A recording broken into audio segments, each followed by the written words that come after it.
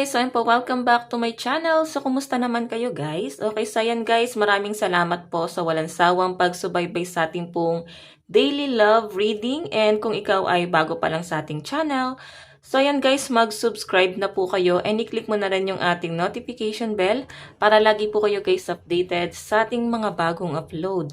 And sa mga nais po palang magpa-private reading, ay iiwan ko na lang po yung link sa atin pong description box below. So, yan guys, maraming salamat po talaga. Okay, so yan guys, ito yung energy mo, ito yung sa person mo. So, titignan natin guys, kanino bang energy yung masasagap natin, no? Ayan, meron din tayo guys, ibang video pa dyan, collective naman yan, no? Timeless po ang ating reading. So, pag yan guys ay biglang lumitaw sa inyong screen, ibig sabihin ay nakatanda na siguro sa inyo na mapanood mo. Okay? So, ayan guys. Maaring makapagbigay din ng guidance sa'yo. Tignan natin guys. Simulan na natin yung ating reading. Okay. So, tignan natin. Ano ang nararamdaman mo sa person mo ngayon? Nararamdaman mo sa person mo. Nararamdaman mo sa person mo. Nararamdaman mo sa person mo. Nararamdaman mo kay person. Spirit guide. Ano po ang nararamdaman? Nararamdaman ko spirit guide. Nararamdaman. Okay. So, yun guys, kung kayo po ay naiinip sa ating pag-shuffle, pwede nyo na pong i-skip, no? Yung ating pag-shuffle. Baka biglang yung in-skip yung buong video. Okay, tingnan natin. Ano naman po ang nararamdaman ng person mo sa iyo ngayon? Ano ang nararamdaman ng person mo sa iyo ngayon? Nararamdaman ng person mo. Nararamdaman ng person mo sa iyo ngayon.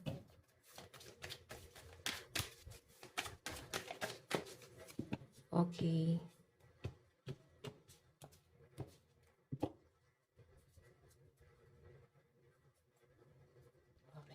Po. Tingnan natin guys, unahin muna natin yung energy ni person. Usog nga natin to. Mukhang di sila pantay, no? Okay. Ayan. Nararamdaman ni person sa'yo ngayon. Meron tayong 5 of Pentacles. Naku. Parang may paghihirap si person ngayon. Nakikita ko na parang gusto niyang damayan mo siya rito. Okay, kasi 5 of Pentacles, guys, paghihirap po, no? Kahirapan, struggle sa pera, sa trabaho, sa lahat ng bagay sa family. So, I think may struggle si person ngayon. Parang feeling niya, guys, well, no choice na siya. Okay? Para bang ikaw yung nakikita niya rito na pwedeng dumamay sa kanya. Ayan, no? Gusto niya na damayan mo siya ngayon sa kanyang pinagdadaanan. Okay? So, titignan natin, guys, ano naman po ang tingin sa'yo ngayon ng person mo?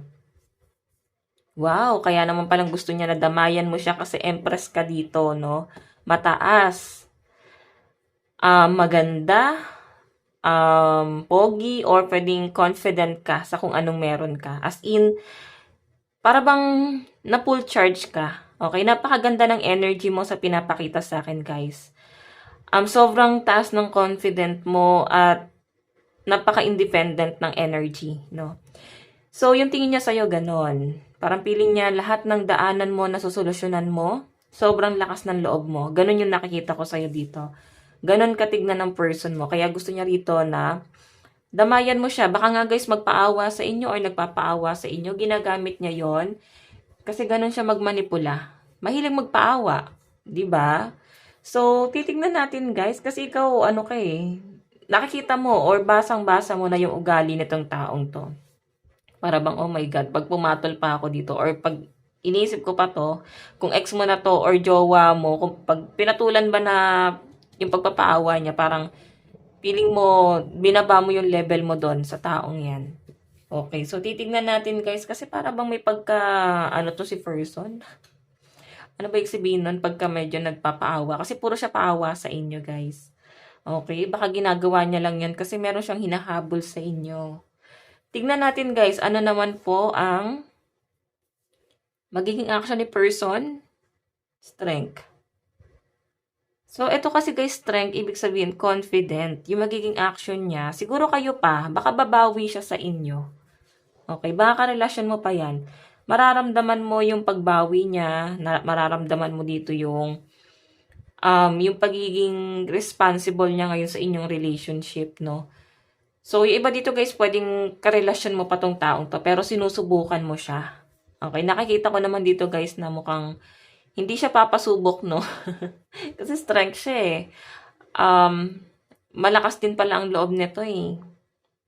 Alam niya kung paano kanya guys kukunin. Alam niya kung paano ka paiikutin. Actually, parehas kayong mataas ang pride sa pinapakita sa akin. Okay? Pero mas malakas kasi ang topak mo. Si person mo konti lang. Ayun yung pinapakita. So, tignan natin guys, ano yung magiging outcome ngayon ng ginagawa niya. Kasi yung magiging action niya guys, strength, no? Kumbaga, i-workout niya to. Kung hiwalay na kayo guys, nandun sa point na baka magkaayos lang kayo. Alam niya kung paano kanya guys susuyuin. Kasi strength, pwedeng maayos lang to, no? Pero kung nagsasama pa kayo rito guys, siguro nagde-demand yung person mo sa'yo ng time or attention. Or pwedeng ikaw to na nagde-demand, no? Okay, pero nararamdaman niya kasi mas malakas ang energy ni person na siya yung nagde-demand sa inyo ng time. Siguro guys, wala ka ng time para makinig pa sa drama niya. So, ayan, titignan natin ano yung magiging outcome. Judgment. Okay. Alam nyo guys, parang ayaw sa kanya ng mga tao sa paligid mo. Ayaw sa kanya ng parents mo, ng mga friend mo. Kasi pwede nahuhusgahan siya. O pwedeng nahusgahan na tong pagsasama niyo ng person mo kasi ang dami na guys problema. Parang pinilit lang talaga siyang i-work out, no? So, yun nga guys, the strength sa pinapakita sa akin dito. Dito kasi ako nakapokus eh. Mukhang magiging maayos pa to eh. Kailangan nyo lang talagang pag-usapan or magkaroon kayo ng plano. Okay? So, titignan natin sa side mo naman. O what I mean dito muna sa bottom of the deck. Oh my God! Meron palang ibang person. Queen of Swords. Siguro guys, nahuli mo nang nagkaroon siya ng iba. Nahuli mo na. Nagkaroon ng third party. Actually, yung iba sa inyo parang as in ngayon, nahuhuli mo si person. Nandun sa point na may konfrontasyon or hanggang ngayon guys, dala-dala pa rin po yung trauma na ginawa ng person yun na to. Nakikita ko kasi malakas ang energy na para nagsasama pa rin eh, kahit na may mga past issue na.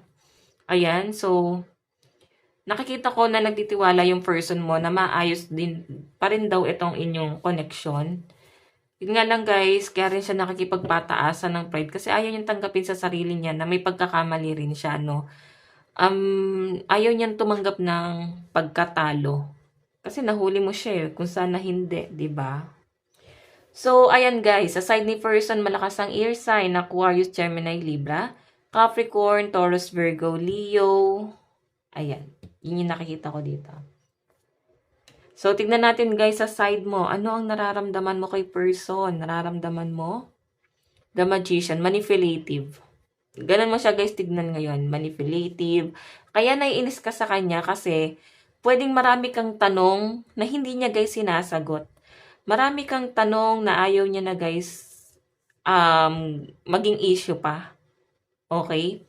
So, nandun sa point na para bang may mga tinatanong ka, nahuli mo na siya pero puro siya tanggi. Ayaw niya guys aminin. Kaya parang nakikipagpataasan ka na ng pride kay person. Di ba ginagawa niya lang yung mga bagay na gusto niyang gawin sa buhay niya. So, siguro yung tanong mo sa isip mo dito, kung ayaw na niya, let go ka na niya. Parang ganon. Kasi kung patuloy niya lang gagawin ito, hindi na to worth it. Okay? Pwedeng tumatatak sa isip mo yan. Kasi minamanipula ka pa rin ng person mo. So, I think may kailangan siya sa inyo. Bakit kanya kailangan manipulahin? Okay? Yung tingin mo sa kanya, manipulative, narcissistic, ano pa ba? Mahilig siya mang-gaslight. Tignan natin guys, ano naman po ang tingin, no? Ano yung tingin mo sa person mo ngayon? Three of Pentacles. Actually, nakikita mo naman na may effort siya rito. Nagpo-provide naman siya. Masipag naman siya. Hindi naman siya, guys, nagkulang sa pangangailangan nyo. no, sa family. So, kung paano mo siya tignan dito, nanghihinayang ka rin kasi si person mo, ano pa rin siya guys, responsible pa rin siya. Okay? Kahit na manipulative si person, masipag din naman si person eh, kahit papano. Oh. Baka engineer siya or architect, kasi 3 of Pentacles. Siguro may tumutulong din sa person mo. Okay? Or pwedeng tinutulungan kasi siya nitong person niya, no? Nung third party niya. Tinutulungan din siya sa pangangailangan niya. Maaari guys na hiwalay na sila kasi Queen of Swords na yung girl. Or pwedeng humihiwalay na to. Or yung boy, no? Yan. Kung ano man gender na to guys. Any gender naman siya, no? Sa pinapakita sa akin guys, ayun nga, pwedeng may money involved. Hindi ka maiwan ng person mo. Nakikita ko na humahabol din siya dito. May nabe-benefits po siya dito. So, titingnan natin guys, ano naman po ang magiging action mo. Temperance. Actually, puro ka na lang pag-a-adjust dito sa relasyon nyo eh. Pagod na pagod ka na eh. Parang ikaw na lang lagi ang nag-a-adjust. Ikaw na lang lagi ang nagbibigay. Ikaw na lang lagi, no? Napapagod na yung iba sa inyo sa pinapakita sa akin dito. Iangat nga natin guys kasi parang hindi siya pantay. Ayan. Kasi temperance, oh. Ikaw na lang yung provide sa kanya ng pangangailangan. Ikaw na lang yung lagi nagbibigay ng love, affection, pero parang walang balik, guys. Ibinibigay mo lang lahat sa kanya, lahat ng energy na meron ka. Okay, so yung nagiging action mo guys, inuunawa mo as in napakahaba ng pasensya mo rito guys. Tignan natin guys, ano naman po yung magiging outcome, no? Ace of Cups. Actually guys, nandun sa point, tignan mo, hawak mo na lang mag-isa yung bowl. Binubuhos mo lahat sa kanya ng pagmamahal, temperance. Actually, siguro pinangako sa'yo ng person mo na bigyan mo ako ng time, aayusin ko ang lahat, magbabago ako. Ganun yung nakikita ko rito guys. Ace of Cups. Marami na siyang pinapangako sa inyo. And I think, actually ito lang yung pinapakita mo sa, ito lang yung nakikita sa'yo ng person mo na malakas ka, matatag ka. Pero habang binabasa ko yung card mo, yung totoo guys, mahina ka eh. Yung totoo, iyakin ka, maramdamin ka, ang nakikita sa'yo ng mga tao, malakas ka. Pero tignan mo yung energy mo, puro papakumbaba dito. Temperance, pag-a-adjust, Ace of Cups, ikaw lahat ang nagbibigay. Okay? Ikaw, parang pinupunan mo lahat ng mga pangangailangan nitong person mo. So, tignan natin guys, ano naman po yung bottom of the deck. Queen of Cups, napakahaba talaga ng pasensya mo. Kasi puro cups to guys. Napakahaba ng pasensya mo. Inuunawa mo siya. Sa totoo lang guys. 5 of Wands, ayan. Nakikita ko na kahit may pagtatalo sa inyo, ikaw tong hindi makatiis. Siguro ikaw tong humihingi agad ng tawad or ikaw rin yung humahabol. Okay? And nakikita ko guys, ito yung pinaka-pinali. May the tower dito. So may ending na paparating dito. Okay? Darating ka sa point na mauubos ka na rito eh. Tingnan mo yung pasensya mo. Ito kasi guys, Cups is emotion. Naubos na. Tinuturo mo sa kanya na parang ubos na ako. Wala na akong maibibigay pa. Okay? Kasi pagod ka na magalit, mag-demand. Huwag mo na guys ipilit, no? Kasi parang ako na yung nahihirapan sa energy mo. Huwag mo nang ipilit pa kung alam mo sarili mong nahihirapan ka na. Maraming tao dyan. 'Di ba? Pwede mong mahalin kahit sinong gusto mo. Ang mahirap lang kasi talaga ngayon is magtiwala eh. Mahirap hanapin yung taong mag-i-stay din sa atin. Pero habang may buhay guys, may pag-asa. Sa side mo malakas ang water sign, Cancer, Pisces, Scorpio, Capricorn, Taurus, Virgo. Aries, Leo, Sagittarius. Titingnan natin guys, ano po yung magiging outcome. No? Saan napatungo to?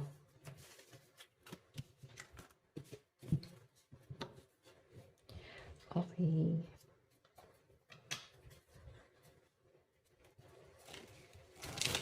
Saan na po patungo itong relationship na to? Spirit guide. Saan na po patungo itong relationship na to? Saan na po patungo to? Spirit guide.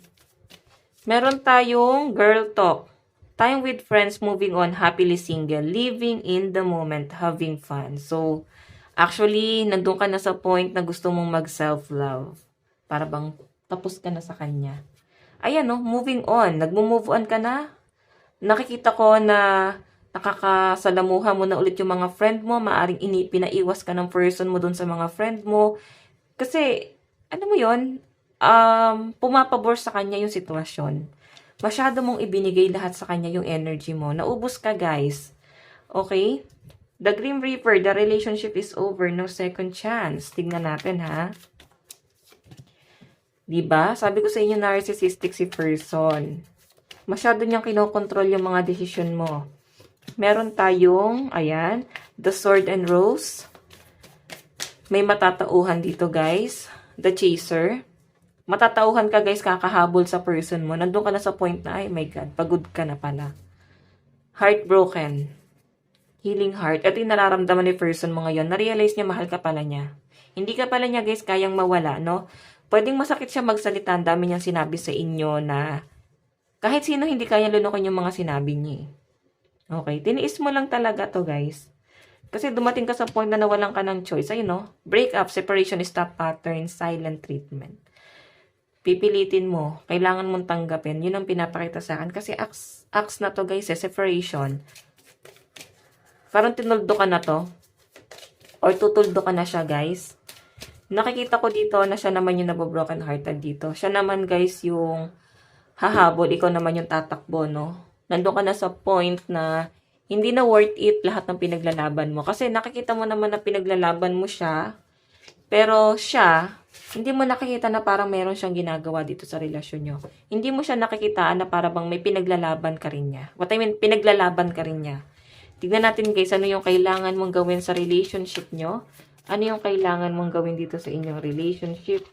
Meron tayong emotion. Look deep within your emotion. Ibig sabihin, yung emosyon na meron ka ngayon, nararamdaman mo ngayon, sakit, pighati, pangungulila, damahin mo lang lahat yan, guys.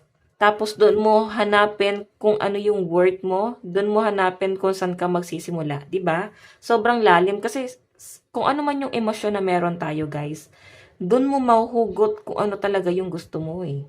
Okay? Ayun yung sinasabi dito oh, look deep within your emotion. Okay, tignan pa natin. Ano yung dapat mong gawin sa inyong relationship?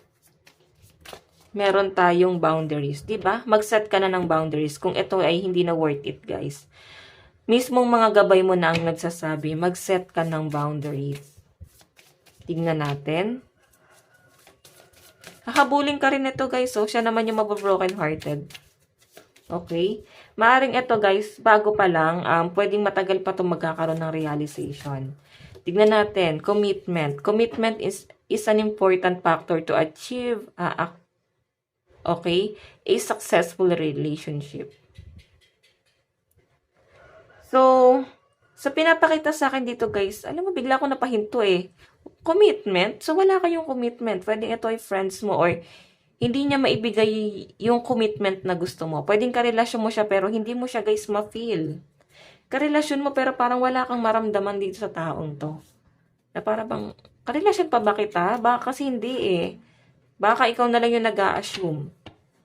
So, yung iba sa inyo, guys, pwedeng wala kayong commitment. Pwedeng ito ay friends with benefits. Kaya ikaw ang lalayo kasi napapagod ka. Hindi niya maibigay yung commitment na gusto mo o hindi niya rin naman masabi kung ano talaga yung gusto niya dito sa relasyon niyo. Parang friends with benefits nga. Tignan natin, guys, mensahe ni person. Para bang hindi ka pwede magalit, hindi ka pwede malungkot kasi walang commitment. Or pwedeng kung may commitment ka, guys, hindi mo naman ma-feel. Mensahe ni person sa'yo, meron tayong I'm starting to understand our connection. Ibig sabihin, nakasanayan niya. Nakasanayan niya kung ano man ang connection na meron kayo, guys.